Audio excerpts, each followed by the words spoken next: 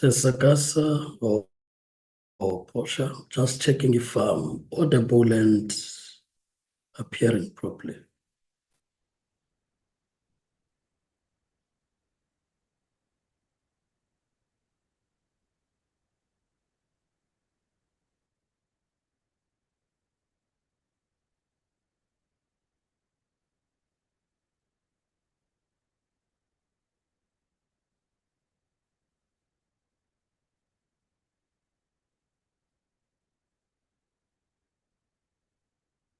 Sagasa.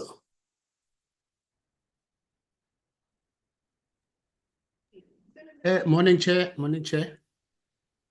Yes, yes. I'm checking if I'm audible. Yes, yeah. Can hear you, Chair. Can hear you. All right. Thank you.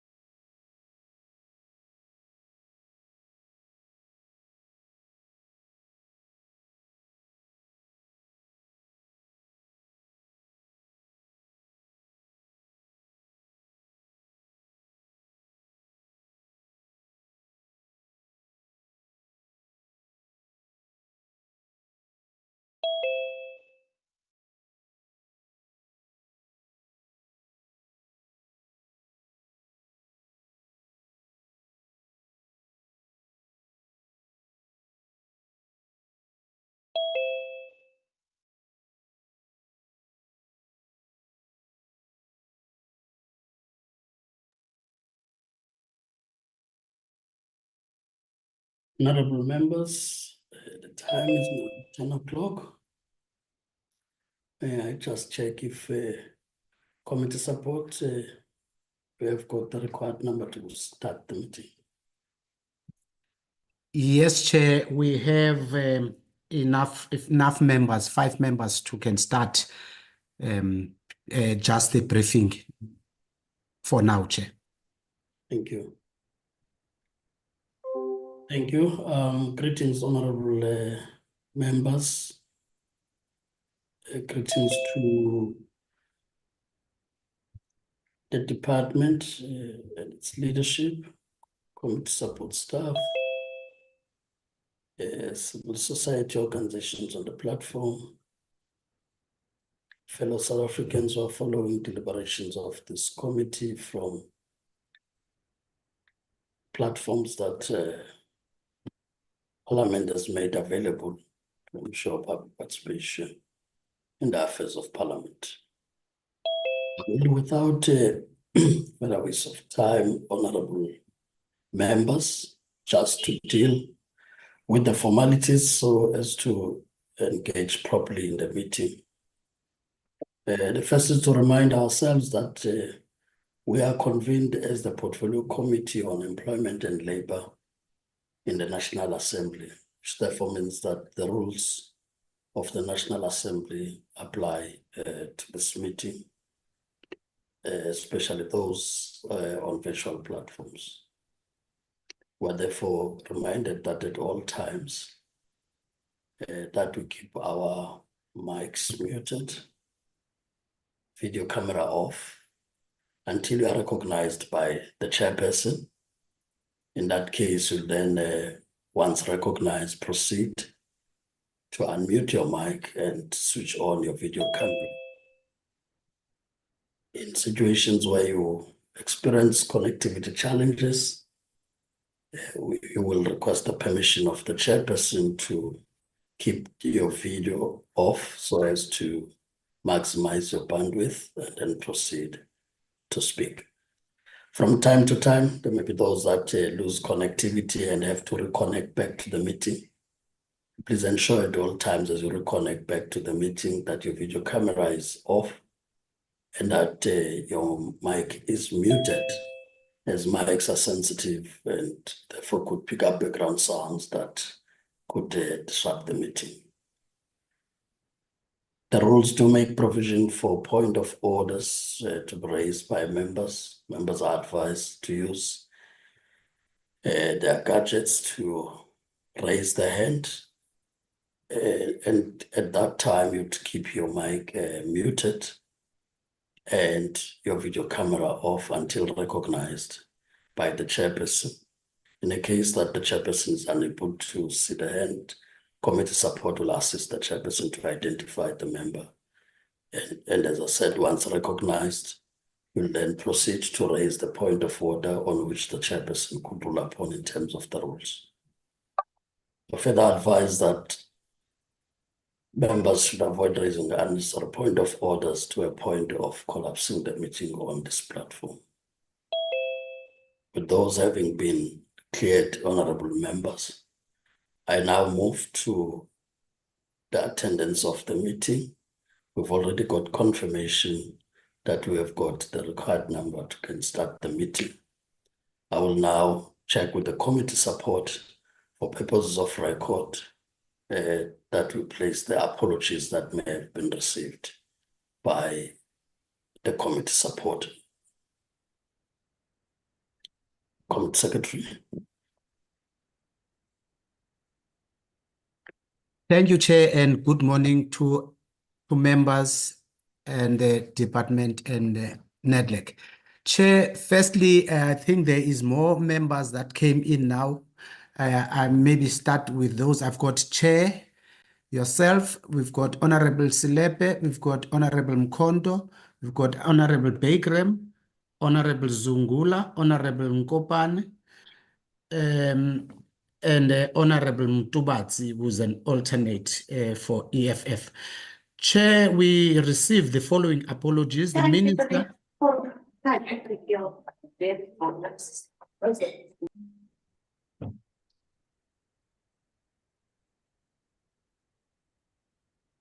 Yeah, it seems there's interference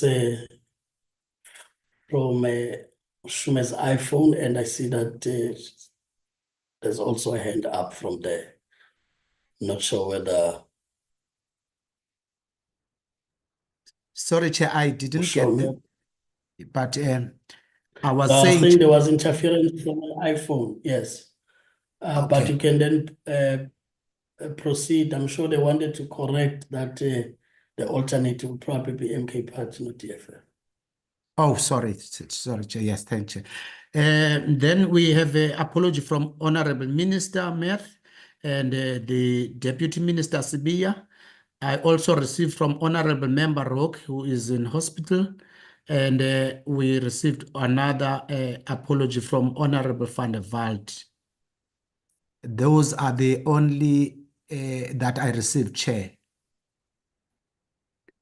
Thank you, Chair. All right, may I then check if there are apologies from members that may have not been recorded? I see the hand of Showman.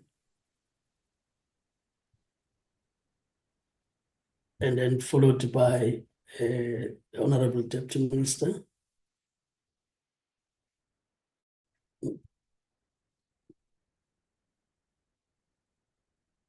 I take it that the Mushome hand is probably an error. I will move to the Deputy Minister, the Honorable. Thank you very much, Chair. I just want to confirm that I'm also part of the meeting. I did not hear my name when they were presenting the members who are present. I'm also part of the meeting. Thank you, Chair. Thank you.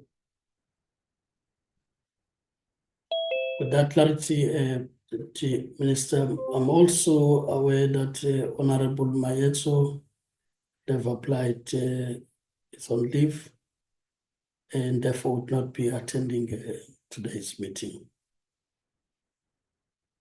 So if there are no further apologies received, May I then take it that honorable members, those apologies are agreed to, and therefore there's Recording in no progress. in that regard.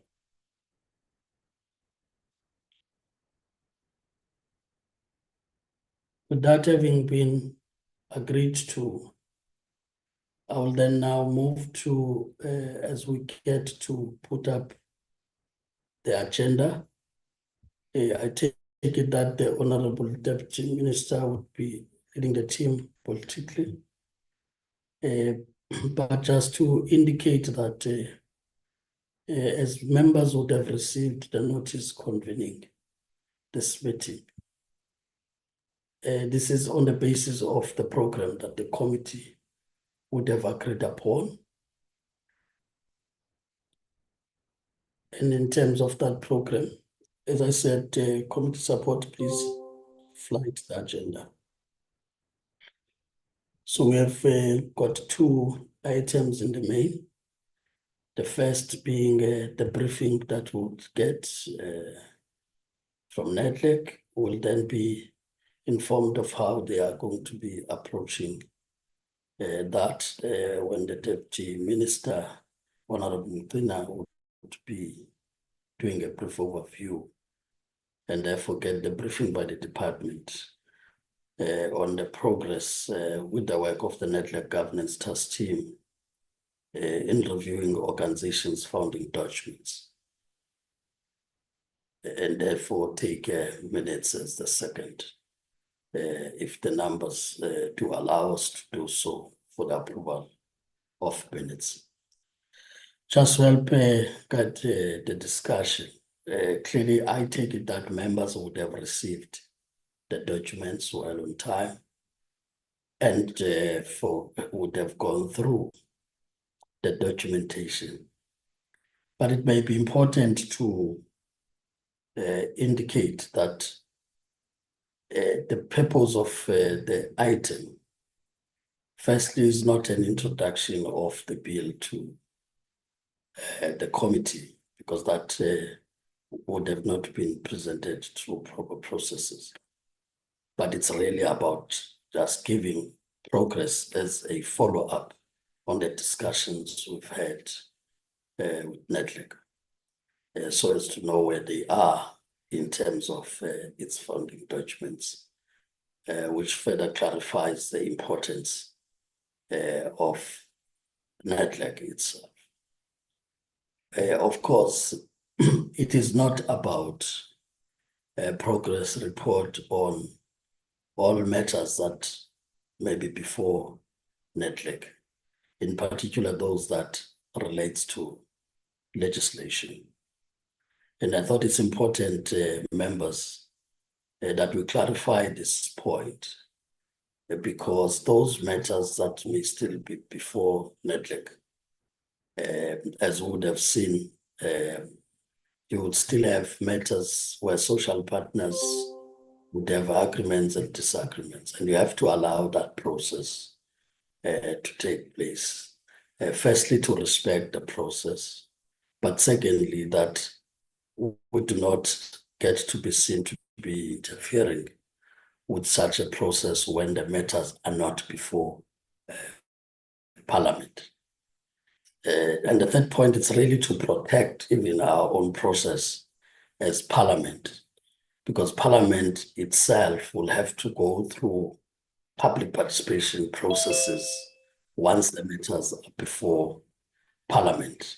And there's a reasonable expectation that the parliamentarians will have an open mind as they get to public participation processes, so as to look at all matters that may be suggested by the public with an open mind. So it's always very important to keep that shape so that our process doesn't get weakened beforehand by us engaging on matters that may not be before the committee.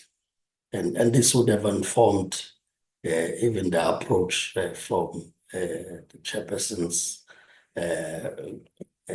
side when requests were made to make comments on what different social partners would be raising about matters that they are still dealing with there, that we would want to protect the parliamentary process by engaging only when matters are before Parliament, so that the public also knows that they still have a fair opportunity to engage members of Parliament on what gets to be proposed and put before Parliament. So I thought it's important to do that so that our discussions are focused on the item we have requested, which is about founding documents of Nedlac and the progress that they are making in that regard.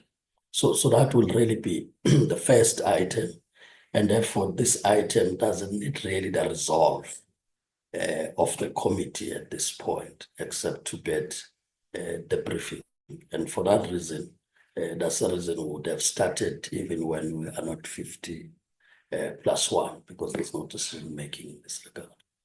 And of course, the minutes are important as a legal document that sometimes when matters are challenged, at least there must be a record to indicate that matters were processed properly by a committee and they are placed on record.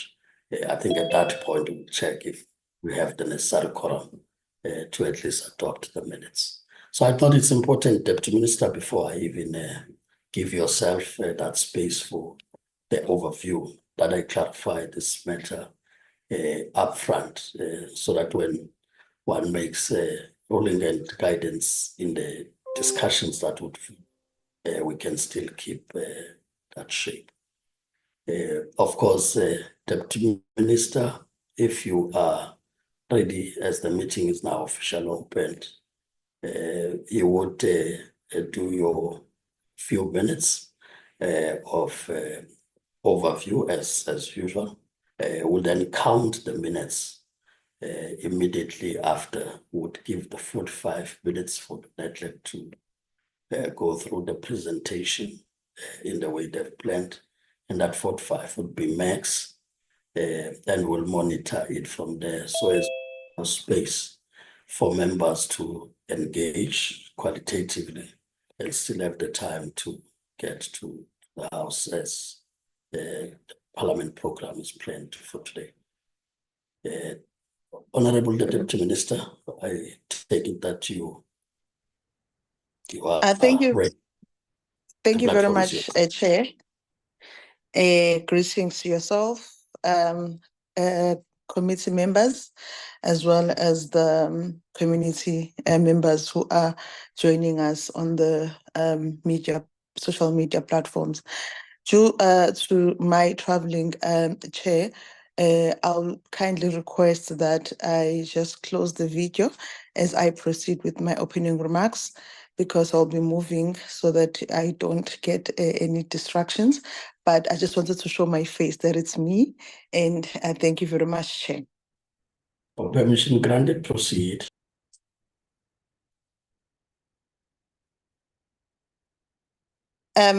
Greetings, everyone, all the members of the committee, yourself, Chair. I think one, Chair, before I proceed, must appreciate the incredible work that has been done by the committee together with the department that you've been doing on the ground, your dedication to interacting with employees, clients, ensuring that work of the department continues smoothly without any challenges on the ground, does not go unnoticed. You remember that you had an oversight visit that you did during the period of oversight. We did get some positive comments after your visit. So I think it's very important, Chair, to raise that in the committee, that we really appreciate the work that you are doing. And it's also assist us as a department in terms of visibility and also correcting the mistakes that are happening on the ground, because most of the time we get reports, but get to the ground and get the true reflection of the situation on the ground. It sets a remarkable standard, Chair, and your proactive approach and willingness to go the extra mile and truly commendable and make a significant difference in our operations.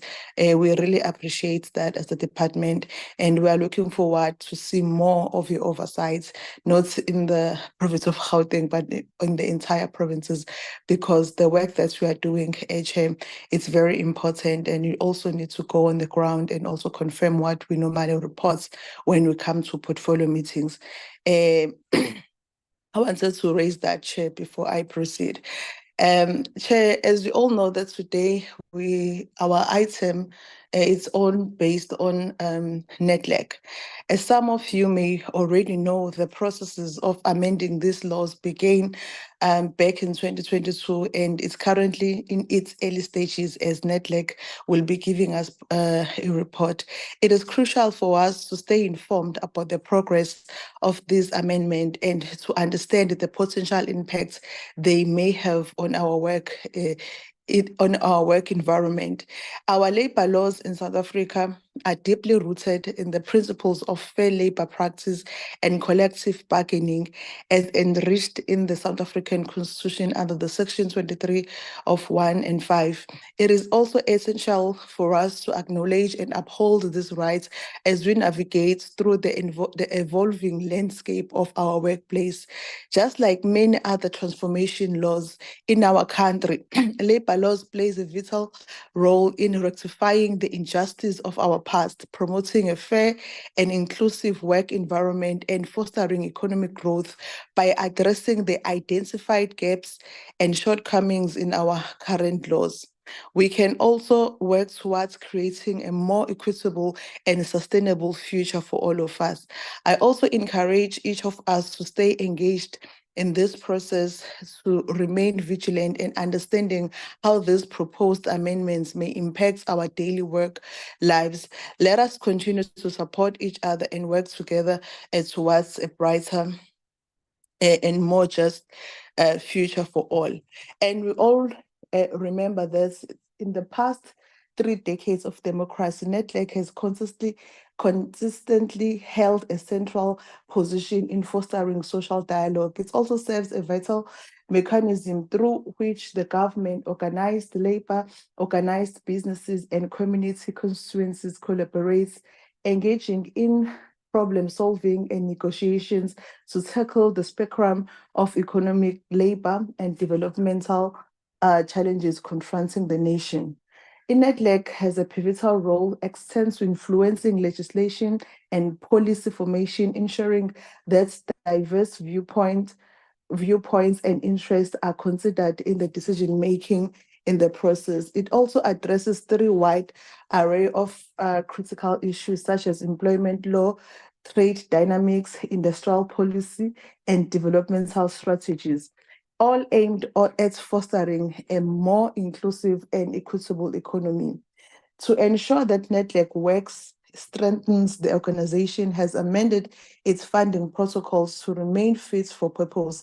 It also further heartening to know that social partners share a common vision of addressing current unemployment inequalities and poverty through a consensus-driven approach. This achievement of Nedlac exemplify the dedication of fostering inclusive growth, equitable opportunities, and effective governance. The Department of Employment and Labor looks forward to continue to support Nedlac and other institutions that are on the mission to build a prosperous South Africa for all. The Nedlac must also continue to carry out a public process, which especially involves the various individuals, organizations interviewed by the exercise. This could take the form of single workshop where the findings are presented and could possibly include a range of individuals and organizations who have a keen interest in Nedlac or worked for it, as well as the executive, the legislation, and relevant institution in the labor markets regime, such as the labor courts and the CCNA. The Secretariat must also assist us by developing and making Nedlac fit for purpose action plan based on the decision taken by the Governance Task Team upon processing of these reports. Given that some of the changes will be realized in the long term, it is important to consider the various milestones in the journey, such as changes required in government policy, possible adjustment to legislation impacting on Nedlac, and so on. In my conclusion, Chair, there's a great opportunity for Nedlac in particular to rise to new heights together. The social partners will therefore have to ensure that Nedlac processes remains relevant to the national agenda. Our sense of cooperation and coexistence must be stronger than ever. The institution framework needs to be strengthened, especially at the local level. Changes proposed by Governance Task Team through Nedlac bill must be supported. Chair, I think Nedlac will also go further on the details when they are going in with the reports that they'll be presenting before the subcommittee. But that is my overview, Chair. Thank you very much. Thank you, Honorable Deputy Minister. And then check on how you are to proceed with the presentation. When I was calling on Nedlac, as I said, 45 minutes. And I hope, Mr. Tell you did hear the 45 minutes as max, wherever possible. Over to you. Yes, so good morning, Honourable Chair, good morning, Honourable Members and Deputy Minister. I think I'll be able to do this in less than 45 minutes. Thank you to the Deputy Minister for those opening remarks. I just want to get to my screen. Honourable Chair, can you see the presentation? Yes. Okay, good. So what I'll really be doing is explaining the background to the work of the Governance Task Team, and then I will go through the 3 documents that have been produced by the Governance Task Team. So, in fact, the Governance Task Team is no longer. It has completed its work at the beginning of this year, but it was set up as long ago as 2016 to really look at whether the founding documents, which started in 1994, were still fit for purpose or whether they needed to be amended. And one of the things that we did to establish this was together with the ILO, we got MISTRA to look at a number of scenarios and recommendations. And after that, it was then agreed in October 2021 that indeed our founding documents were not fit for purpose and that they needed to be looked at to be redrafted in respect of Nedlac's role, the scope of issues that were coming to Nedlac, the structures and processes of consultation and negotiation, and then reviewing and updating the nature and process of representativity with clear criteria and transparent processes. And I hope that what I'll be able to tell you about today meets and addresses these issues from October 2021. So what we then did is that we procured the services of a legal service provider who was overseen by the Governance Task Team to revise 3 key founding documents. In fact, there are 4 founding documents. The one is the founding declaration, in fact, signed by Mboweni, which you can't change because it's a founding declaration. But the Act, the Constitution, and the Protocol have been redrafted. They have all been approved by the Nedlac governance structures. And at the moment, the bill is being considered by the State's Law Advisor before going to Cabinet and Parliament. Just a note on amending the Constitution. So the Executive Council can approve the Constitution. So the Constitution is amended in terms of the existing Act. And once we have a new Act, then it'll have to be revised again. But I still think that there has been value in amending the Constitution in line with the existing Act. So I'll start with the Nedlac Bill. And in the process of the Governance Task Team, we wanted to amend the current bill, but it was just complicated technically, and thus we've agreed on a new bill. But 80% of the issues are the same as the old bill. It's not as if we're introducing a new look Nedlac. There are updates to definitions, to structures and representativity. Also because the Nedlac Act was passed, it was one of the first acts passed by the new parliament in 1994, and it was before, for example, the PFMA. And that's why, there needs to be the update.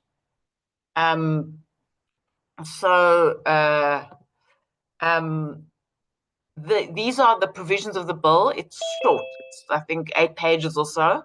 And it really follows the provisions of any sort of bill that establishes a structure. A preamble has been introduced, and really that's to summarize what Nedlac is about. So you can see here, its aim is to give effect to the constitutional principle of public participation. And that is also a legacy from our struggle against apartheid. And it is made up of the state and social partners of the most representative national organizations of business, labor, and civil society. It needs to consider socioeconomic policy, secure agreements, and report to the legislature and executive. And then this is an important addition in the bill, that both Parliament and the Cabinet must take any report submitted by Nedlac into account. Doesn't have to agree with it, but it must consider it in the making of socioeconomic policy and legislation. Now, the second section is the objects.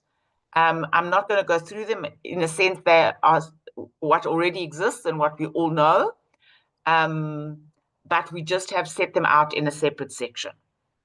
On the functions, again, this is mostly what is there before, but it is set out separately and particularly clarifies that when we look at labor market policy, which must come to Nedlac, it's not only labor market policy from the Department of Employment and Labor, but if another department, for example, skills development from DIET, that also constitutes labor market policy. Then it introduces an oversight role in respect of things that we've considered at Nedlac. And then there's another issue which it clarifies, is that if there's just a technical change to a policy or bill, that's not significant. It doesn't have to come to Nedlac.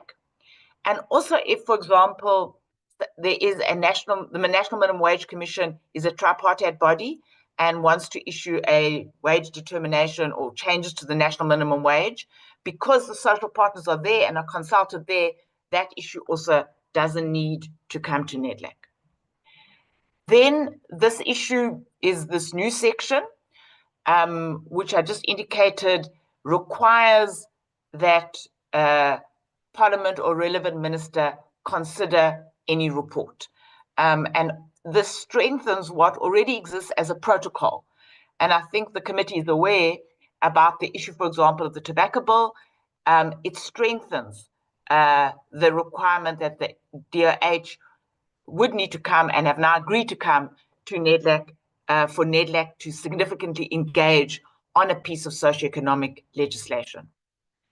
Now, on the parties to council, the parties are still organized business, organized labor, the state or government, and the community constituency would prefer to be organized civil society. And I'll come back to what that means later. I'll come back to it almost now. So there's a technical issue that around defining membership and parties. The important issue is that, which is what happens in practice. The Minister of Labour doesn't appoint members. The parties decide themselves if they meet the criteria as set out in the schedule. And then again, the community would be represented by associations of non-governmental organizations appointed or removed by the minister in the presidency on the recommendation of the executive committee. So, for example, a women's organization from Cape Town cannot be a party. However, a federation of women's organizations that represent an association in Cape Town and in Limpopo and so on, and is the most representative federation of women, can become a party to civil society. So here are the criteria which are as a schedule to the Act. So if you are going to become a party from organized labor, so you must be a registered federation of trade unions. You cannot be Solidarity, or NUMSA, or SATAU. You must be COSATU or SAFTU, a registered federation. You must be constituted democratically and have a constitution. And then the membership must meet a minimum threshold. Currently, the threshold is 300,000, but that figure of 300,000 is not in the bill. It will be made by regulation by the minister, so it can be changed as things change in our country. For organized business, you can either be a registered employer organization, such as the Clothing Federation, I think it's Clothing and Textile Federation, which is an employer organization, or you can be a business organization which has to be non-profit, for example, like Business Leadership South Africa. Again, you must be constituted democratically, and that employer organization or business association, all of them together, must be in excess again of a prescribed threshold.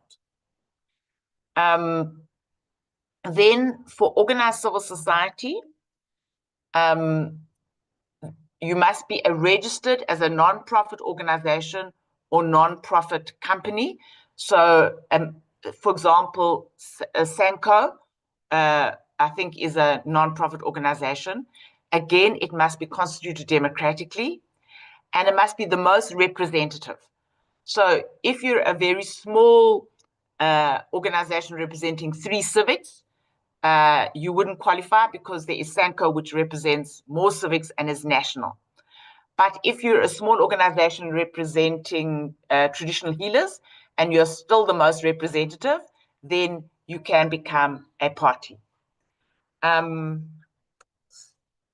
So then another change that we've made is that we've introduced a Nedlac Governance instead of an executive council. And this is really, for example, on Friday, the Minister of Finance is coming to present on the medium-term budget policy statement, which he will be tabling this afternoon. And that is a meeting where the ministers come and there is engagement on strategic issues, socioeconomic issues. But it doesn't get involved in the operational issues of approving policies of Nedlac. But it looks at the big issues, for example, to review the functioning of council and to review the performance of council, such as through our annual report. But its most important role is C, which is to consider and respond to reports from the state on major socioeconomic issues, such as the medium-term budget policy statement. And the annual summit would be also an example of a Lekgotla, which has its own, and the Constitution will determine exactly how the annual summit works. Now, the key body, the accounting authority, has moved from what used to be the Executive Council now to an Executive Committee, which is established, which is required in terms of the PFMA, and they will be responsible for the day-to-day work of the management of Nedlac. made up of equal representation from business, labor, civil society, and the state. So that's really the issues in the Nedlac bill, which, as I indicated earlier on, is currently before the state's law advisor. Now, to come to the Constitution. So this Constitution has been approved, and we are now operating in terms of this revised Constitution. And the changes are really to align what we do in practice within the Constitution. It allows for our EXCO and MANCO to set up committees, for constituencies to appoint representatives. And I'll come back to it. It has a better codified way of admitting new parties. The meeting procedures are simplified, and it aligns with the current PFMA, National Treasury, and DPMA planning and reporting requirements. Again, this is just a list of what is the contents of the Constitution. Again, it is what happens in most constitutions of organizations.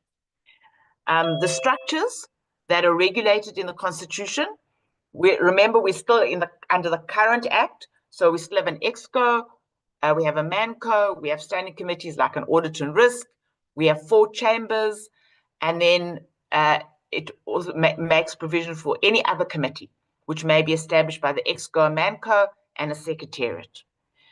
It then regulates the composition. So EXCO is 18 members.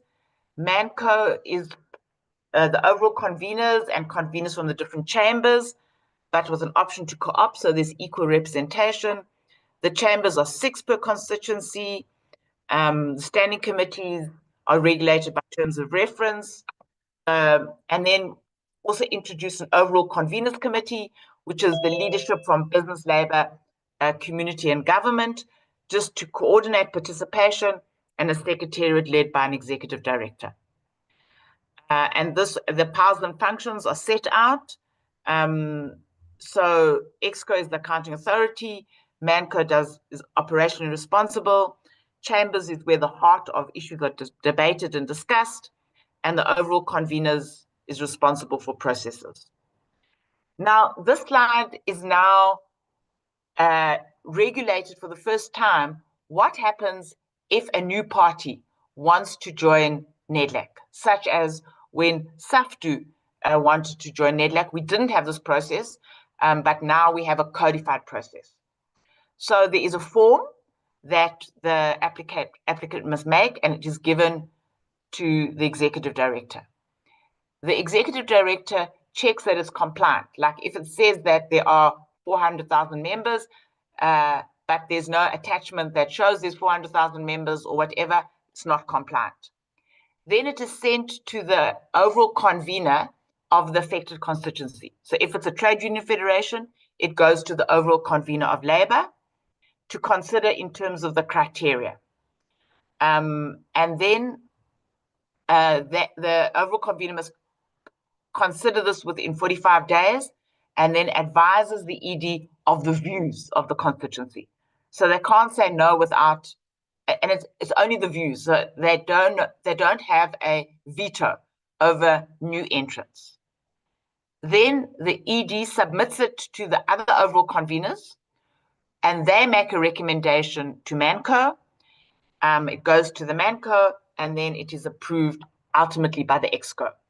So the issue of new members, the constituency from which they come has an opportunity for views, but the final decision rests with the EXCO, which is different from what used to happen in the past.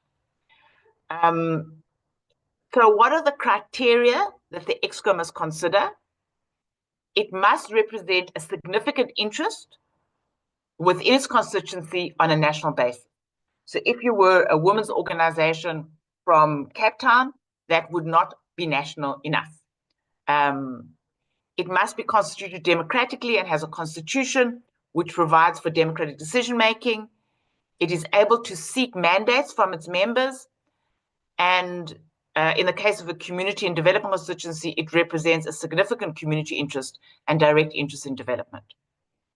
If it's a labor federation, it must be registered. And if it's an a business organization, it must either also be registered as an employers federation or as a non-profit company. And in the case of a community, it must be registered as an NPO or NPC. And then the termination is very similar. And the termination is the other way around in terms of the process, but the termination can be initiated by the ED or by any of the other parties, constituencies. So that's really the key issues around the Constitution. When it comes to the protocol, so this is a document which guides what happens when a policy or bill is tabled by government. It applies to all policies as well as regulations, unless, for example, it's something to do with the employment equity and there is an employment equity commission, and so on. It clarifies the sequence of actions, roles, and responsibilities and decision-making procedures. And this is really to create efficiency and effectiveness so that parties can focus on substance. So whenever we discuss the bill, everyone knows this is the process and there is consensus on the process. So this is some of the key provisions. Who can table a matter? And by the way, the private member bills from Parliament can also come to Nedlac. How the matter should be tabled, how a structure should be set up, which is usually a task team, that there must be terms of reference, how a dispute should be addressed, what are the timeframes. Generally, we don't want timeframes for longer than 6 months. How do you approve a report that then goes to the minister and to Parliament? And then a specific thing about codes of practice, because in terms of the LRA, after the Nedlac is considered a code of practice, if there is agreement, it can be published in the Government Gazette. And there's a code of conduct about how participants should behave. So I thought I should just also go into some detail about what the protocol says about processing Nedlac reports to Parliament. So firstly, government departments are bound to accurately reflect Nedlac reports in bills. And if, for example, a change is made in Nedlac to a bill, like, for example, when the Companies Amendment Bill was tabled, there were big debates about disclosure on pay, and that should be clear, either if in the bill, but if not in the bill, in the Nedlac report. If, for example, and it has happened that the department or cabinet or the state's law advisor makes big changes, then it should come, Nedlac should have an opportunity to reconvene the existing task team or a new task team, and also come to Parliament to deliver a report on the changes. So when issues are very contested, parties may not, but it doesn't say should not, because I do know that organised labour, for example, on the Electricity Regulation Amendment Bill, did reopen discussions in Parliament. But the idea is that you've had your opportunity in Nedlac and you should not reopen it where agreement was reached. But if agreement is not reached, then you can continue to raise your issues in Parliament. And there's a requirement on the Nedlac Secretariat to track the progress of bills, and that's why we have our parliamentary tracker. And we can also ask government departments to come and report back on progress once it has been implemented. And some government departments do this. Chairperson, that is the end of my presentation. We did also circulate through the department the version of the Nedlac bill, which was approved by the EXCO. It's not the one that, will come from State's Law Advisors, because I know that they have already suggested a number of changes. The constitution that we use now, and I think those were the documents that were tabled. Thanks, Chairperson. And the protocol. Thanks.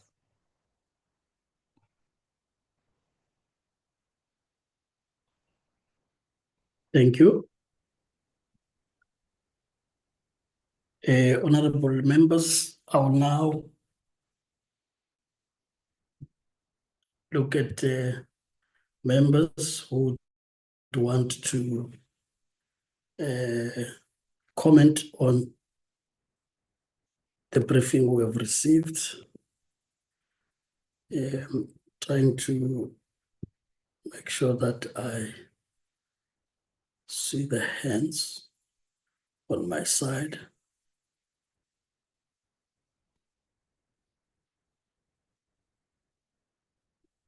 I see Honorable Bakray, Honorable Mkonto, I have Honorable Zungula,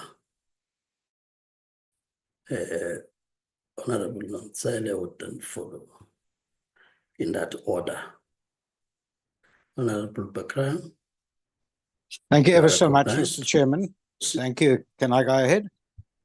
Yes, please. Thank you, Chair. I appreciate it, and a wonderful report from Nedlac, and I thank them ever so much for this. Just a quick, the first question I wanted to ask would obviously be directed at the Deputy Minister with her report, but also to Nedlac, because it's something that involves them.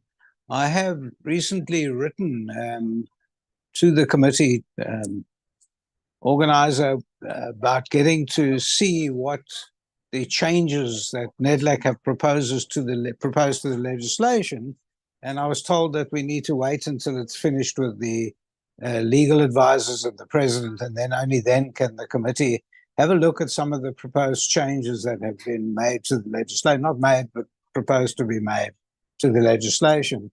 I'm just interested to know why the committee, the Portfolio Committee of Employment and Labour, has no oversight over Nedlac while it's doing its deliberations, none whatsoever. And it sounds a bit weird, but we just don't have. We can't get any answers. Some of the answers have already been leaked to the press, and I find that interesting. So someone at Nedlac is obviously speaking to the press, but no one's speaking to our committee, which I find strange. The next thing I wanted to ask was, there seems to be quite a lot of skewed power in Nedlac itself in terms of trying to reach where the participating parties debate changes to legislation. A little bit of a skewed power relationship in that government, to a large degree, is often agreeing with big Labour, the Labour umbrella bodies, and so business seems to be almost an outsider.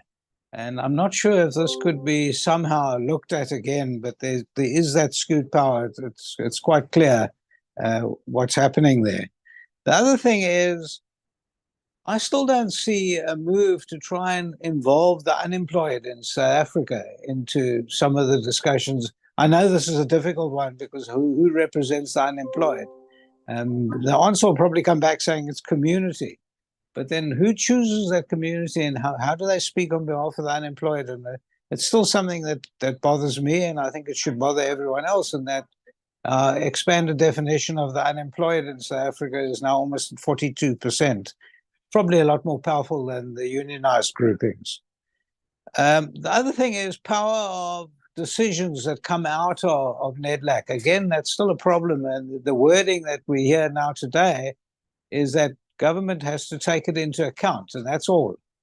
There should be maybe a little bit more power given to decisions that come out of Nedlac, and that they spend a lot of time, a lot of money, and a lot of energy coming to agreements, and somehow it can be completely ignored by government and to a large degree not followed. And we've seen this in the past often, and there should be somehow a little bit more power to the decisions that are coming out.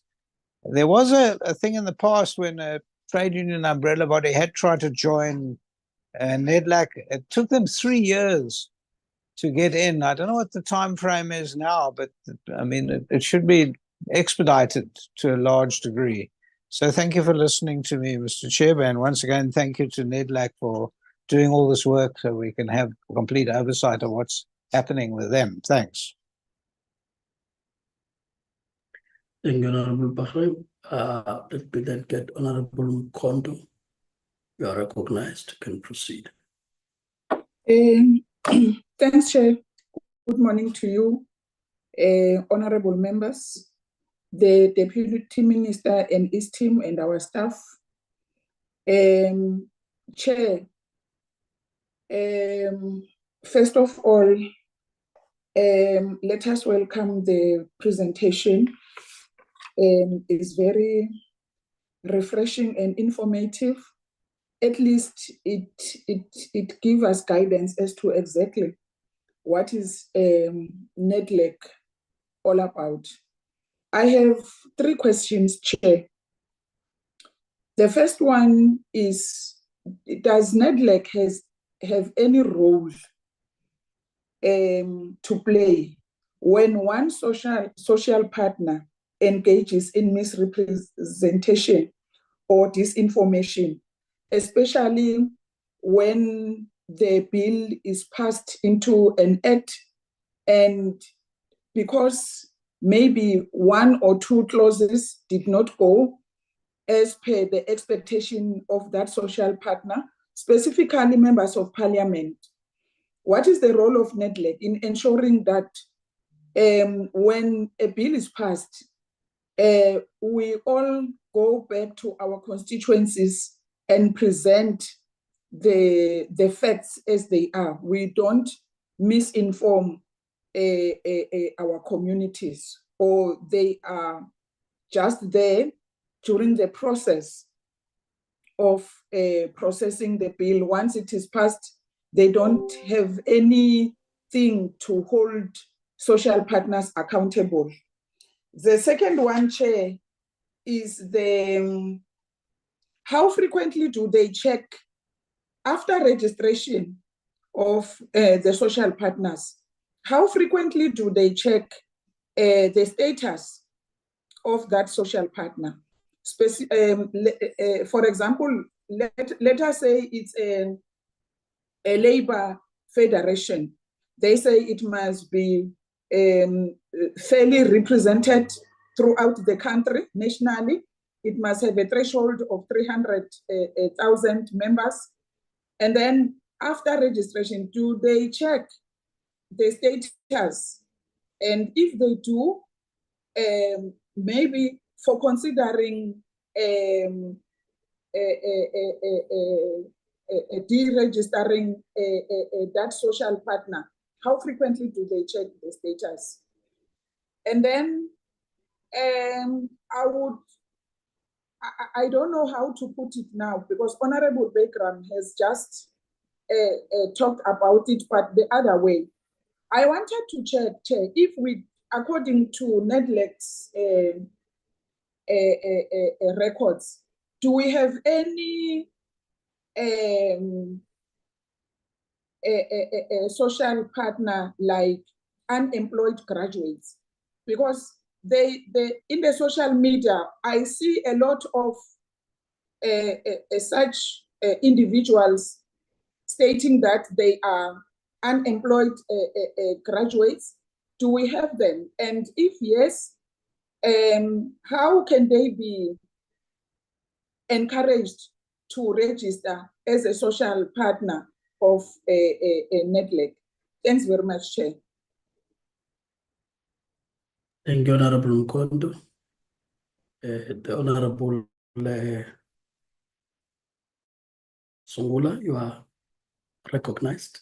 I hope you can hear that you can proceed. Thank you, Chair. Greetings to yourself, the committee, and all the stakeholders. Chair, my input, I've got a brief question. First, I want to appreciate the presentation. I think there's a lot of good work that is done by Nedlac. My only concern is if the protocols of the Act has got some areas of ambiguity, which would be utilized by people who want to bypass the role of Nedlac when it comes to the lawmaking processes. So the question I have is basically on the mechanisms in place through Nedlac to ensure that there's no ambiguity. For example, we have had in the past bills that are presented to Parliament without proper consideration by Nedlac to an extent whereby there's even a report that has been drafted by Nedlac. And these bills are impacting, the social and the economic state of the country, which is in line with what Nedlac does. But I think in the absence of having a clear process that would not be interpreted differently or interpreted in a manner that is beneficial to any department that would want to bypass Nedlac, then I think all of the good work that is being done would be made meaningless to a certain degree. So my question, therefore, is on the how part. How is that issue addressed in the proposal? How is the issue of the bypassing of Nedlac by the departments when it comes to presenting bills before Parliament? Because the section, I've read it a couple of times, where it speaks about the departments must engage or table consideration with Nedlac before his bill is implemented in Parliament. But at the same time, we've seen so many bills that are introduced in Parliament. There's public hearings, there's other processes, legislative processes. And then at times it happens that the departments go to Nedlac, at times it happens that they don't go to Nedlac. So how is that going to be addressed? Thank you, Chair.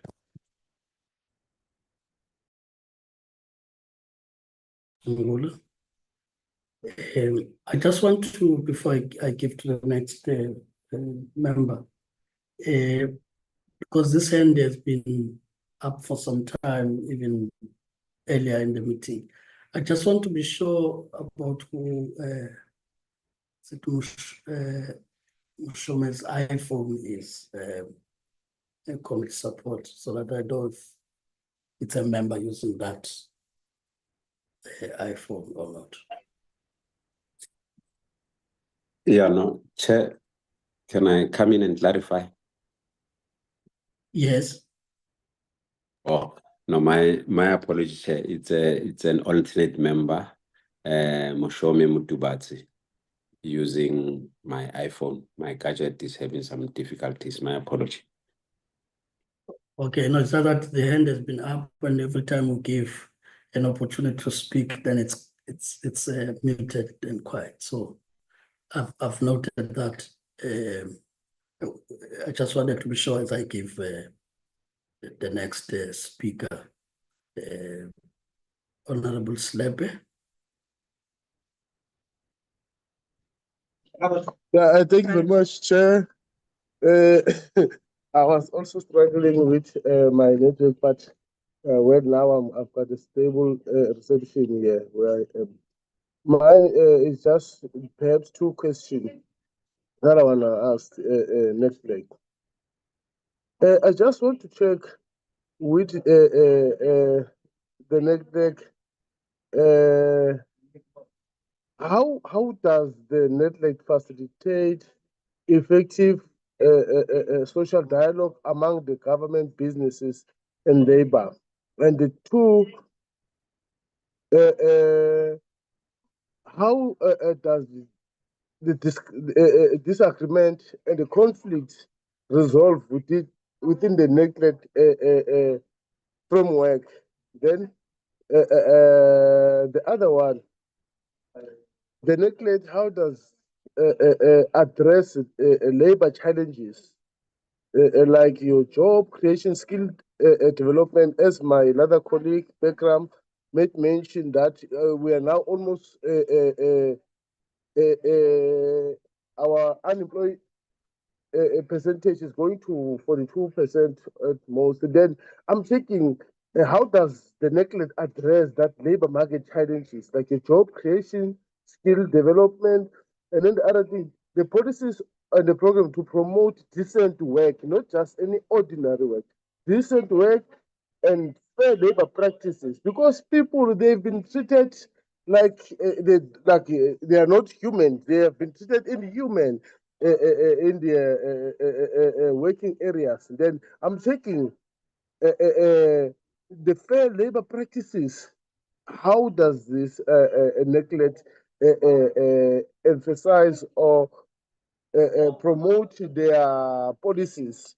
Then the last one,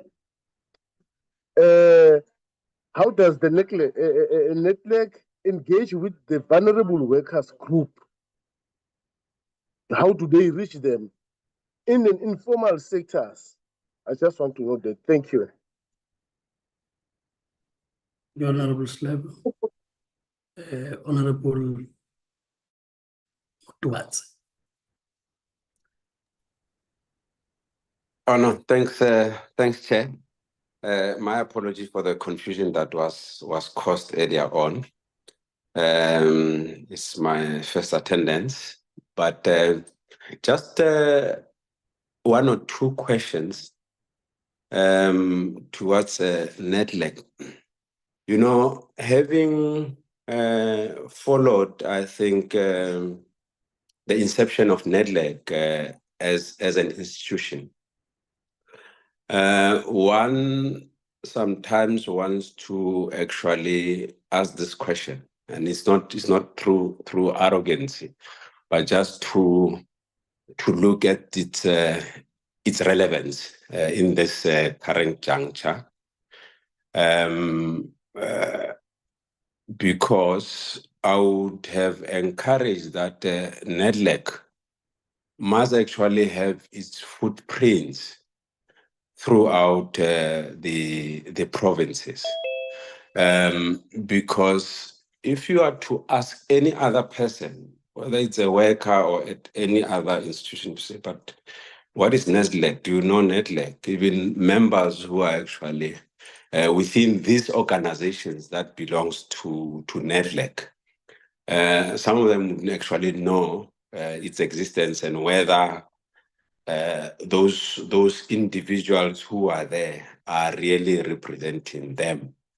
So I'm just saying, perhaps maybe at some point, Nedlac should actually consider having its footprints at the lower levels, especially in the provinces, so that it must be able to have relevance with the people and all those stakeholders that are there at the national level, because you have a contradiction whereby in order for them to meet a particular threshold, they must have maybe 400, whatever number that is being mentioned there. But whether these people that are actually coming at the national level, do they themselves exist in the provinces? But then you wouldn't know whether they exist there if you are not there yourself. Now, the relevance of Nedlac would be important for me, so that at that level, you are able to facilitate dialogue, because issues that happen do not happen in Johannesburg, in Sandton, but they happen on the ground. And that facilitation, for me, would be necessary if it happens on the ground. And when it goes up to these structures that are at the national level, in these committees, it's where they're going to be refined, because now you are able to track and trace that this is what is happening on the ground. So basically, I'm talking about the footprints, and it actually questions also the advocacy program. Perhaps maybe that is in the mind of people who sit in Nedlac or executives who sit in Nedlac, but the advocacy program would actually come. Is it necessary, or perhaps maybe those who sit in those offices, in these meetings, in this council, it's theory. They don't see a need for them to, or maybe it is hampered by the budget constraints that are usually put forward as another. If that is the case, then let us know so that we are able to say, these are the shortcomings. Budget is a constraint, but I want to find another mechanism. I would be very happy to see Nedlac facilitating these processes on the ground and at the local level so that we nip them at the bud before they even escalate to be national issues. So that would be my interest around Nedlac, and maybe encourage that perhaps maybe that should be considered. If there are challenges, then we should know about those challenges. Thanks, Chair. Thank you, Honorable Tuatsi. I now recognize Honorable Mansele because I saw your hand down. Are you back now? Thank you. Thank you, Chair. And then proceed. Good morning to yourself, and also good morning to Honorable Deputy Minister and the honorable members. Chair, let me first appreciate the insights shared by Honorable Deputy Minister, and also appreciate the report as presented. Chair, my question, just a few questions. The first one is with regard to the concerns that are made, but I would want to rephrase the question differently.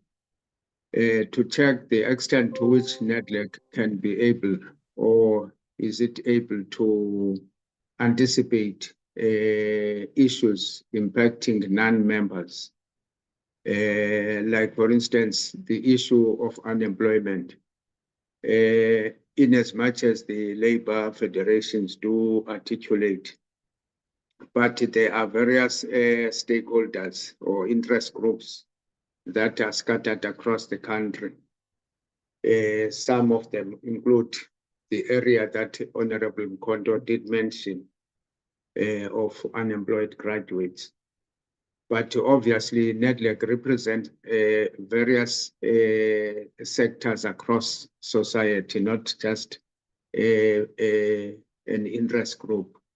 But the issue would be to what extent Nedlac can be able to make its voice heard to various interest groups, be it in terms of the issues that they raise that relate to unemployment, and as well as other factors, including generally all socio-economic factors that would include cost of living and so on, which are essentially issues that fall within the mandate of Nedlac. The second question, Chair, is with regard to the extent to which we hold both the Parliament and the executive accountable with regard to processes and agreements concluded at Nedlac. That perhaps would also go to the question raised earlier on by honorable members with regard to instances where Nedlac is bypassed. I would say not obviously not on each and every law, but it would mean on issues that have a socio-economic impact to the areas of Nedlac as defined in terms of the Nedlac Act, and as well as those social partners that are in particular represented, such as labor. So how do we hold the Parliament and the executive accountable? Where, for instance, if there is an agreement that is concluded, but then it would take time to be processed or be delayed or delays and so on. I'm sure the Executive Director, Honorable Chair, would know what I mean with the delays that are also part and parcel of the challenges that Nedlac is confronted with. The last question, Chair, is also the question of the government departments in terms of their relationship to Nedlac, insofar as their reports are concerned. As Executive Director in her presentation did indicate that in as much as the lead department is the employment and labor, but there are various areas wherein in government this impact or cut across into the Nedlac mandate. How do they intend? Because I've seen the proposal there in terms of the redefinition of the scope and the mandate. But the question would be then the extent to which those departments are in fact allowed or brought into Nedlac to exercise or to engage on those issues with the social partners? Or is it anticipated, or maybe if Executive Director can elaborate more to indicate what then the intention is? Is it just to open the scope for Nedlac to engage on those issues, but narrowly within this department like employment and labor? Or the scope is open such that all departments who in fact, excuse me again, who in fact are impacted in terms of their mandate or issues they deal with, that Nedlac comes to fore, then they would be able to come and present and engage with those issues at Nedlac. Those are the few questions, Chair, that I would want to raise. Thank you, Chair. Thank you, Honorable Nansale. I'll now give over to the DMNT and Nedlac on those matters that I would want to respond to at this point. And then with Nedlac, specific questions to respond to. Yes, thank you, Chairperson. I've also been joined by Mr. Themekhosi Mkhaliphi, who is the overall convener from government, and he is also representing the department here. So I hope that he will also assist me in addressing these very important and very challenging questions. So I'd like to thank the members, honorable members, for raising these important issues. And maybe also just to say that, you know, while we are discussing. Sorry, Chair, my apology, Chair. All right, sorry, Sifter, just hold on. What is the point, Honorable Nansale? No, Chair, just one last point is with regard to time frames. I thought that I should request your indulgence and that of Executive Director so that I raise the question instead of waiting and then instead of waiting for a follow-up. Okay. Yes. Yeah. No, you can proceed so that when they respond, it's comprehensive. Yes. No, the last point, thank you, Honorable Chairperson, and to Executive Director, and as well as honorable members. Chair, is with regard to the time frames or timelines relative to issues that are discussed at Nedlac, the extent to which the timelines are complied with, because too often you would find that matters get drawn for a long time, to an extent that even the intended objectives get defeated in some instances. So the question would be, how do you deal with that, such that the timelines, when matters are referred to Nedlac, they are within reasonable time resolved, such that the intended outcomes are immediately pursued and achieved? There are quite a number of examples that one can refer to, but I would leave it just as an open. If you go to EWRP, the issue, for instance, of of social combat. That's one example. There are many other examples that you can make reference to. Thank you, Chair. Thank you, Honorable Minister. And then allow Seftel to proceed. Thanks, Chairperson. So I think what I was saying is that Nedlac is a facilitating body, and it can, yes, there is an act and a constitution and protocols, but at the end of the day, it rests on the trust and the leadership and the capacity of the social partners that make up Nedlac. And so the extent to which we can do things or not do things, is reliant quite a lot on those relationships. So I'll just go through the questions mostly in the order in which they were posed. Honorable Bagram was raising the issue about why this committee cannot have oversight while Nedlac is doing deliberations. So it is an interesting question, but I think for those of you who are familiar with negotiations, is that a party will come with one position and the other party will come with another position. And in the process, positions may shift, trade-offs and differences and understanding will be built. And in the end, the positions could be different.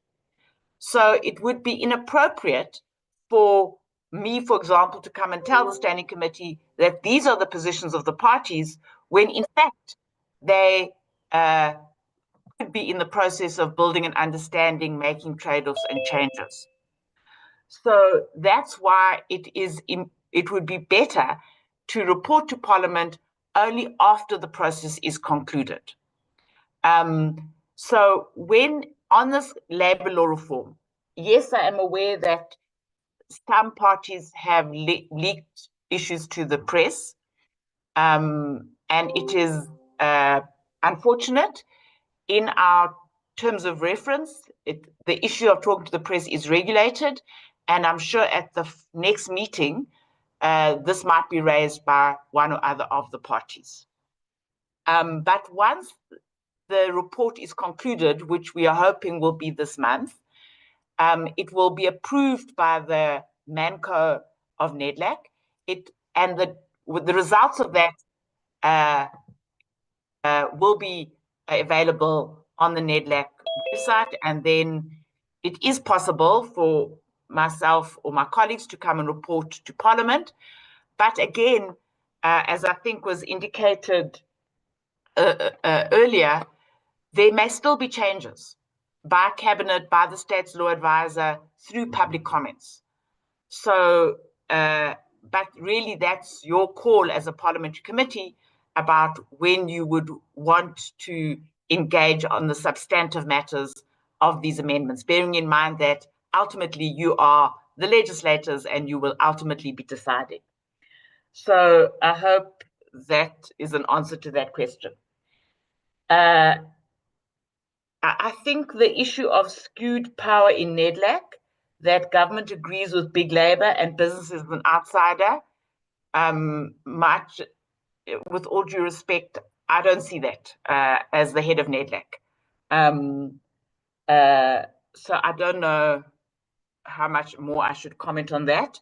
We are very strong in Nedlac about making sure that the playing field is levelled and that each constituency has equal, as much as is possible, equal power, equal rights, etc., within the Nedlac processes. The issue about the unemployed, I think, has also been raised by Honourable Mkhonto, and I think Honourable Selepe. So, and I think Honourable Nonsela was saying also that it's not as if organised labour and other constituencies don't raise the issue of the unemployed, because it is a threat high unemployment is a threat to the stability of all of us. And there are, to answer Honorable Selepe, there is significant discussion in the different parts of Nedlac on how to ensure inclusive economic growth, reduce inequality, and reduce unemployment by the parties that are already in Nedlac. It is possible, as I think Honorable Nonselo was saying, that unemployed people who organize, if you were organized as an unemployed organization, not necessarily an interest group, that you could become a party to Nedlac, particularly in the new circumstances of the revised constitution and bill. And in a sense, the way that we have revised the constitution and the bill, there is now an increased incentive for organizations to organize in a federation so that they can come into Nedlac. Having said that, in the revised constitution and the bill, we now allow interest groups not necessarily to make decisions, but they can come to Nedlac if an issue is being discussed which is of significant interest to them. For example, I think a year ago, there was a union unaffiliated to anybody who organized EPWP workers. And they came and they marched to Nedlac, and we did give them an opportunity to come into the Nedlac structure to raise their issues about their stipends and their protective clothing and so on. So I suppose in conclusion, I think the voices in Nedlac that are there do discuss issues of unemployment. And if there are interest groups with specific issues, there is now an opportunity for their voice to be heard within Nedlac. Then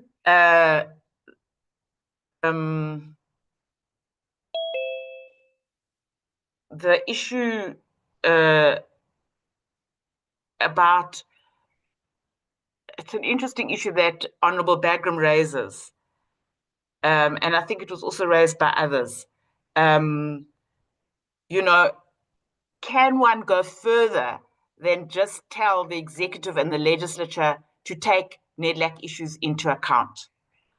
And I think I'll also ask Mr. Mkalipi to also address this, because yes, Nedlac represents significant sectors in society, but government is meant to represent the will of all the people, and that has to trump significant interests.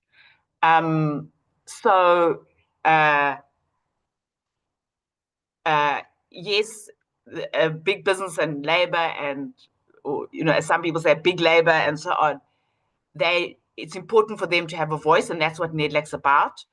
But they cannot have too big a voice. And I'm sure that as members of parliament, you would agree with me about that. Then the last issue raised by Honorable Bagram was that he knows of a trade union that took 3 years to get in. At that point in time, there was a requirement that you had to be in existence as a federation for, I think, 2 or 3 years, and you had to provide audited financial statements. As you can see, and that was criteria set by already organized labor in Nedlac. That has been changed with the constitution, and that is no longer a requirement. The requirement is that you must be democratically constituted, but not that you had to be around for 3 years. So Honorable Mkonto asks a very interesting and important question about what does one do when social partners make misrepresentation and so on, and also don't go back to their constituencies.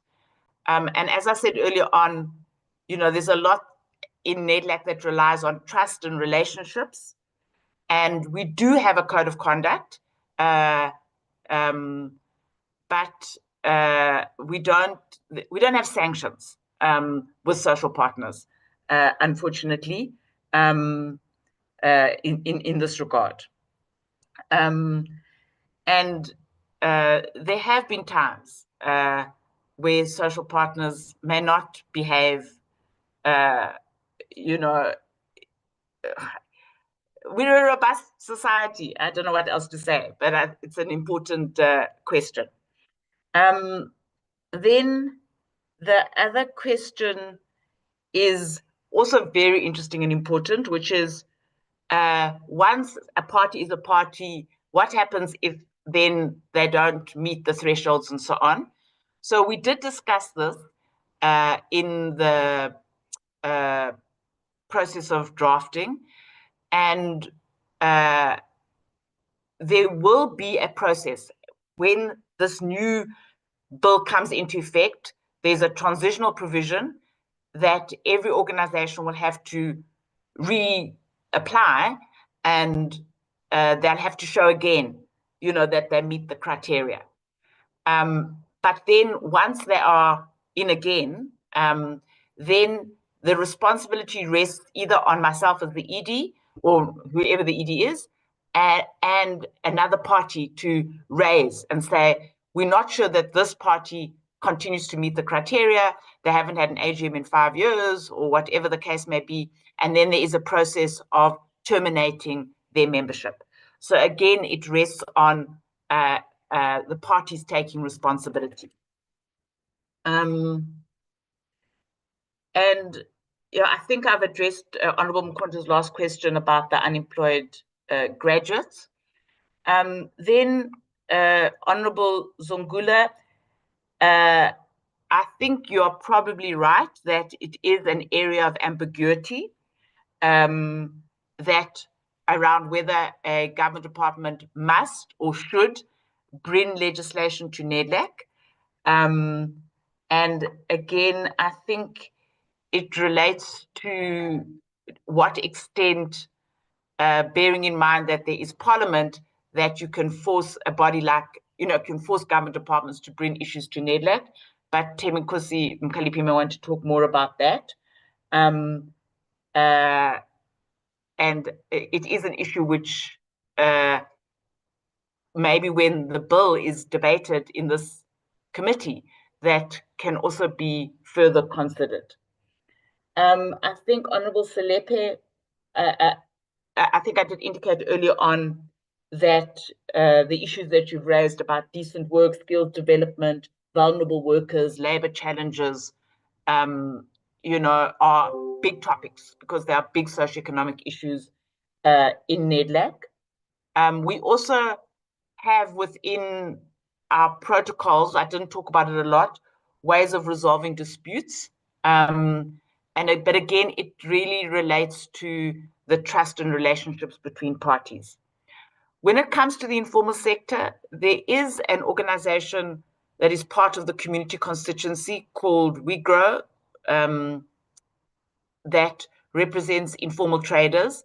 And again, you know, with our new criteria and so on, if there was, for example, a federation of informal traders, they could now become a party to Nedlac.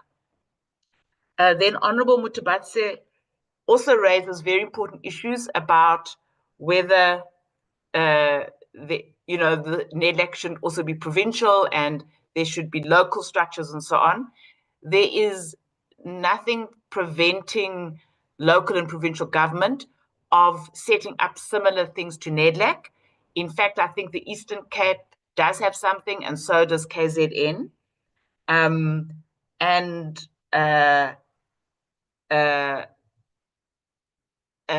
You know, that's possible.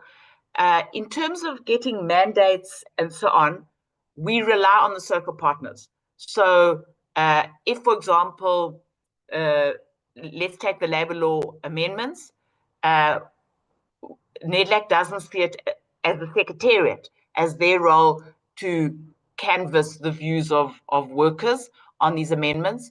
We trust that organised labour will get a mandate from their members. So it's much more a protocol issue than a budget issue.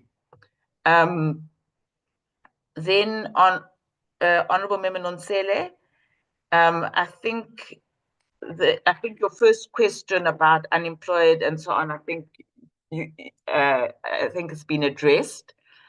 And then I also think to some extent the issue about how do you hold Parliament and Executive to account, I've also attempted to address. On the issue of delays, I would say that over the last 3 or 4 years, there have not been significant delays in Nedlac. We have almost always achieved a 6 months deadline. Sometimes, and you're right, there are delays when one social partner does not want a process to proceed. For example, a couple of years ago, and it's still very contentious, is the sugar tax. And you could almost say that there could have been some filibustering within the Nedlac process. But what our protocol does is also to try and prevent that. You could say that the social compact is delayed. I would rather say that the social partners have not, it's been taken off the agenda of Nedlac. It's not been pursued by any of the social partners at the moment within Nedlac. And then the issue about the scope of issues is also quite important. I think that's the last question. And to some extent, it's a conjunctural issue. So, for example, there's a policing policy at the moment from the South African Police Services or the Department of the Ministry of Safety and Security. Now, maybe 4 years ago, we would not, as Nedlac, think that that is a socioeconomic issue, but business in particular and labor are concerned about the extent of economic sabotage, vandalism of infrastructure, and so on. So we may regard the policy as a socioeconomic issue, and it will be discussed in Nedlac. We have tried to tighten up the definition of a socioeconomic issue in the new bill, and we have tried also to clarify it in the functions. But as I indicated to honourable members early on, there may still be some ambiguity about that. Chairperson, those are very challenging questions, but I hope I've answered them satisfactorily. And I'm not sure if Mr. Mkhaliphi wants to add.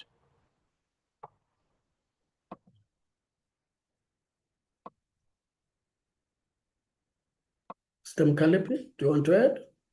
Thank you, Chair. I think just on this issue, whether can Nedlac do anything if the executive or parliament does not take into consideration the Nedlac report?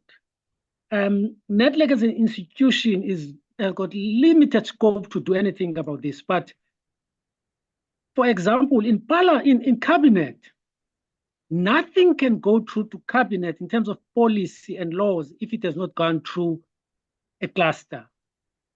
If the same process can be applied by cabinet first, where cabinet would say, if a policy legislation is brought to cabinet, have you gone to Nedlac? Just like the question is asked, have you gone to cluster? The same can apply to parliament.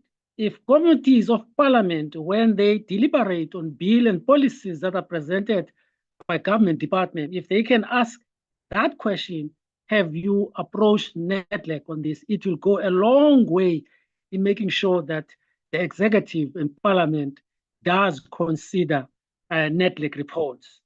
And Nedlac accept that there's a constitutional imperative in this. We do not expect parliament to accept Nedlac position. We accept that parliament must consider Nedlac reports because, as members would know, the constitution of the country gives parliament the sole responsibility of introducing laws in this country. And therefore, you cannot have a situation of one interest group supersede others. But if Parliament can show that they've considered the report, for us, that's good enough. And we're making use of the government, the Deputy President as the head of government business in Parliament to try and assist in making sure government departments do respect the Nedlac process. And there's a question came up here, the delays at Nedlac sometimes don't help Nedlac's cause. Nedlac has got a responsibility in that side to ensure that all the processes are done as quick as possible so that you make it desirable for government department to come to Nedlac. Without saying that it's Nedlac's fault that they are not coming. I'm raising all of these three issues, the role of cabinet, the role of Parliament itself to ensure that Nedlac decisions are respected, and the Deputy President's office. If we could work seamlessly in those institutions and protect Nedlac as an institution that is created by Parliament itself through a law passed by Parliament. Thank you, Chair, and thank you, Lisa.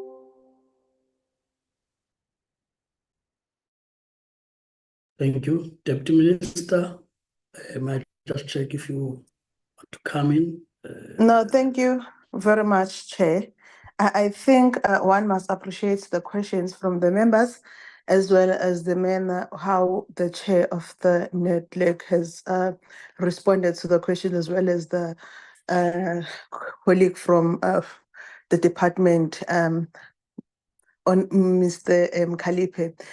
Most of the questions, I think they've been answered, Chair, but I also want to emphasize on the issue of us presenting the reports from Nedlac at this early stage. That was raised by Honorable Bagram, that why are we presenting yet we are not even done with the report from Nedlac. I think it's very important for us to report to the committee our progress, and as well as the progress has been done, as well as the steps that we need to follow until we finalize these amendments. So it's our duty to do that, but also to get the feedback as well as the questions that have been asked.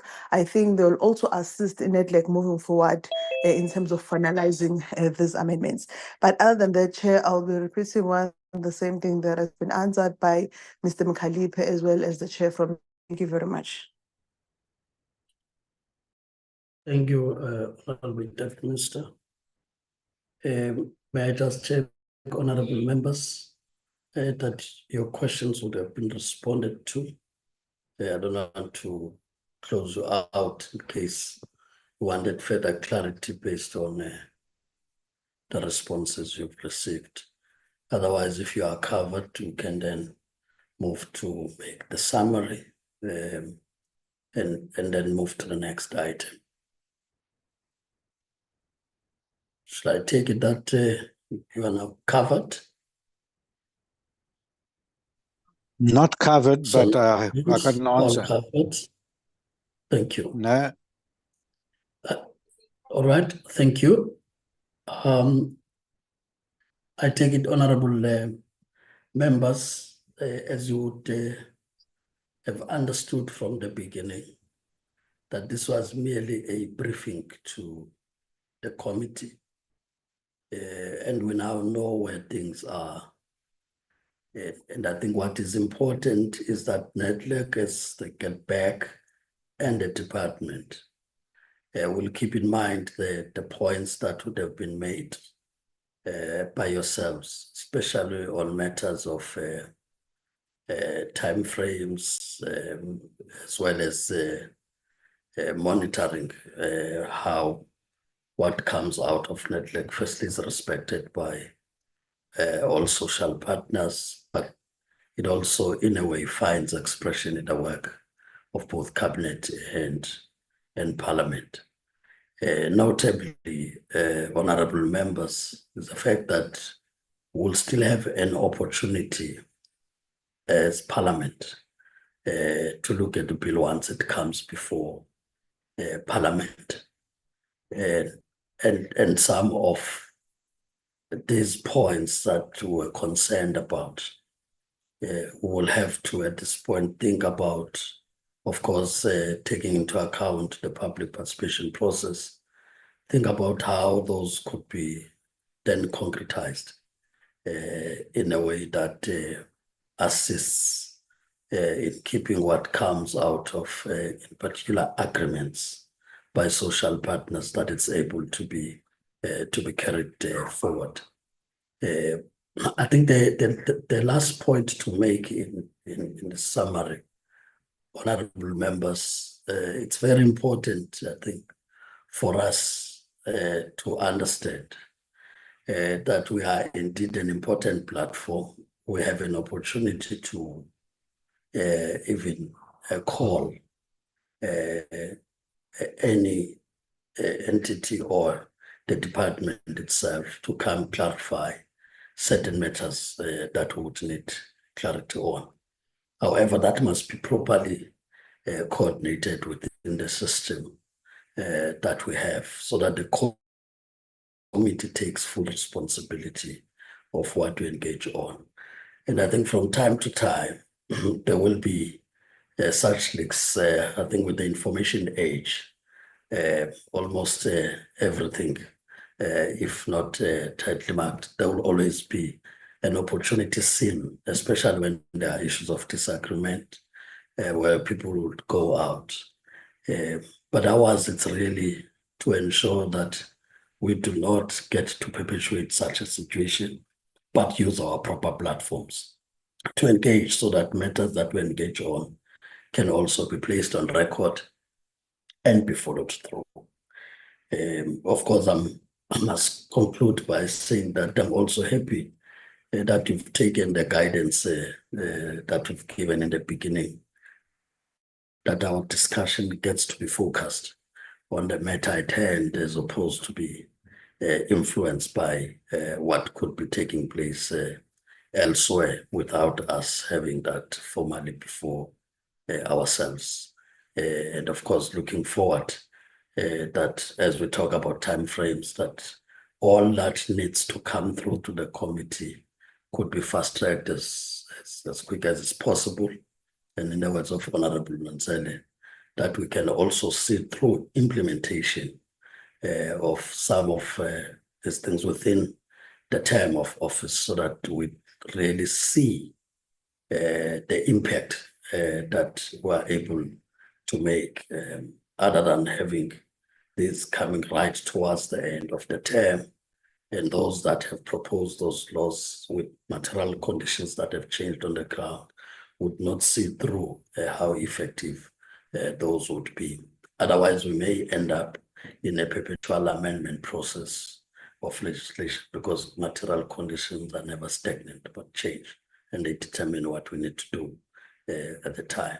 So that's how I would want to summarize the point on the item on the briefing by Nedlac. As I said, the next item would be on the minutes of the committee. I have no intention of holding Nedlac, the Deputy Minister, and the department to this meeting when the committee considers its minutes, in case there are those matters that have to be addressed soonest. So I would take it that you are officially released at any time that you would want to leave the platform, and that we proceed as such to deal with the minutes of the committee. Thanks very much. Thanks once more for the committee. Thanks very much, Honourable Chair. Thank you, Iti.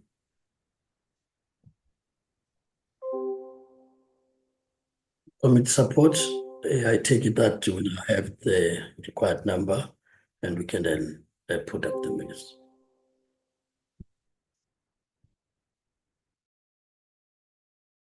Yes, Chair, we can go ahead, Chair.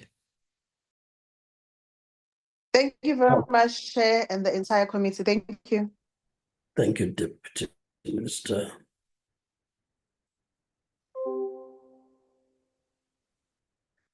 We now present the minutes of the committee held on the 16th of October 2024. Of course, members would look at their names in the register so as to assist the process.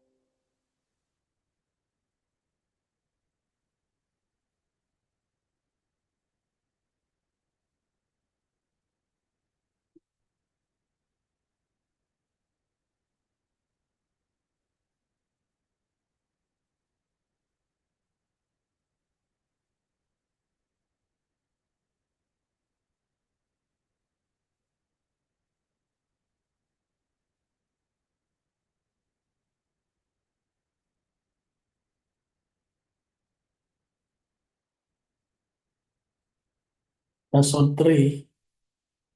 On three.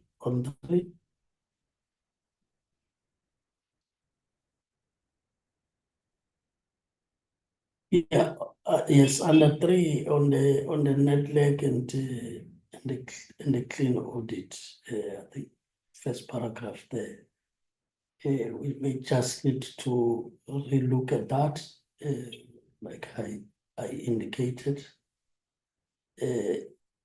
Yeah, so that we don't mistake it with CCMA, as well as when we look at productivity South Africa as it relates to the clean audit.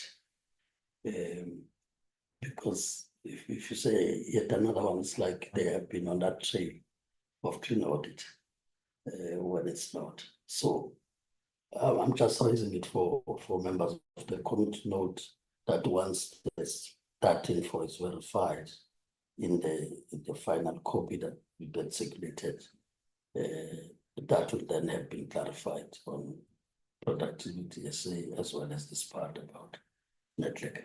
You can then scroll.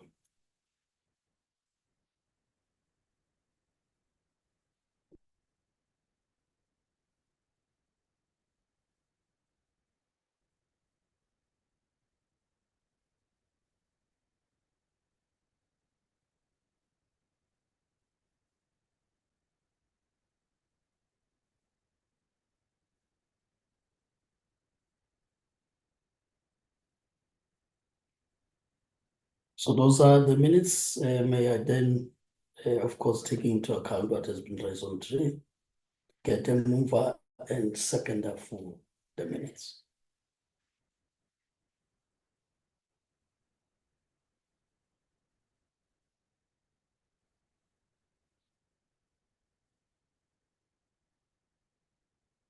Not sure if I'm still audible. I just need from those members who are present, a mover and seconder for the minutes. Honorable Nansala. Thank you, Chair. I formally move for the adoption of the minutes. Honorable Nansala moves. Yeah. Can I get a seconder?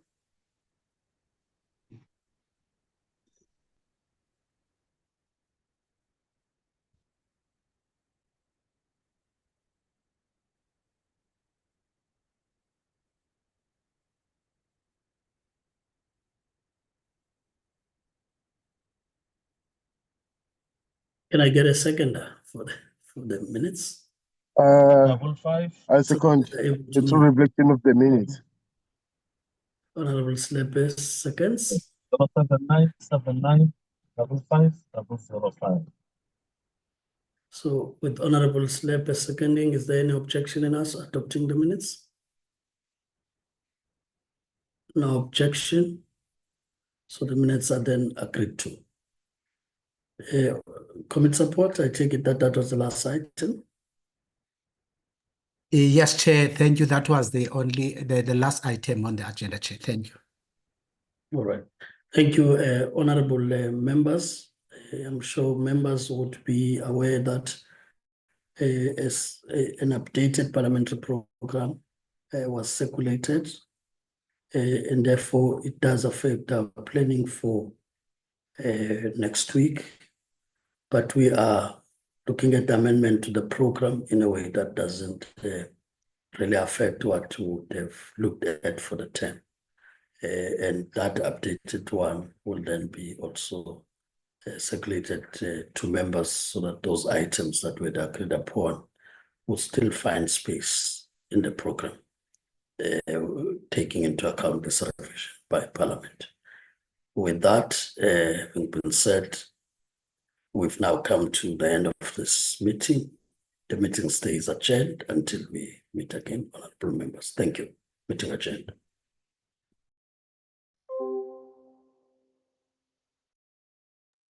Thank you, Chair.